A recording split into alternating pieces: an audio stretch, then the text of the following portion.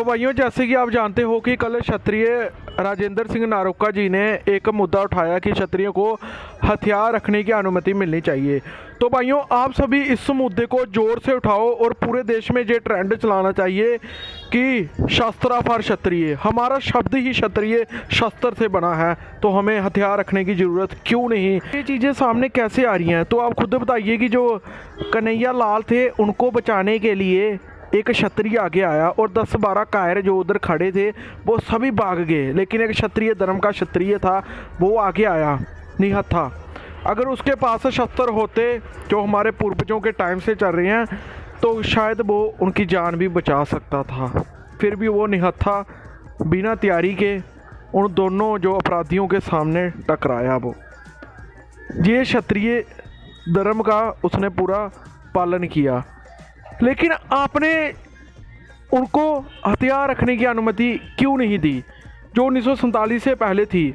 और जिनको आपने दी है, क्या उनका इतिहास क्षत्रियों से ज़्यादा है या क्षत्रियों का इतिहास उनसे थोड़ा भी कम हो। मैं आपको गारंटी खून से लिखकर ये बोल सकता हूँ कि 1 लाख अगर किसी ने कुर्बानी दी होगी, उसमें से 90,000 कुर्बानियाँ क्षत्रियों की होगी। 1 लाख कुर्बानी में 90,000 से ज़्यादा दड़ क्षत्रियों के कटे हो गए। ये लिख कर मैं दे सकता हूँ। ये राजा विक्रमादित्य परमार की कौम है जिनका आर्यवर्त पर राज था। उनसे बड़ा राज था क्या किसी का? जब 1947 में देश आज़ाद हुआ, क्या क्षत्रियों से ज़्यादा रियासतें किसी ने दान की? आप खुद बताओ। 562 में से 450 रियासतें हमारी थी और बाकी जो फर्जी जितना मर्जी लिखते रहे उनकी इतनी रियासतें नहीं थी।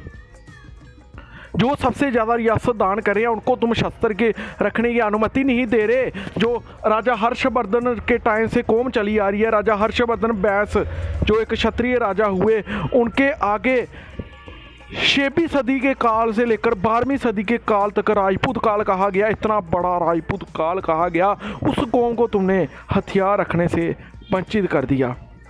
जब सबसे पहले हूंस आए तो हमारे यशोधर्मन कलचूरी राजपूत लड़े। जब अरब आए बप्पा रावल लड़े। जब गजनबी आए विद्याधर चंदेल ने उनको हराया। जब तुगलक आया पृथ्वीचंद कटोच ने उनको हिमाचल में हराया। इसके बाद मुगल आए तो कितने हजारों क्षत्रियों ने अपनी कुर्बानी दी।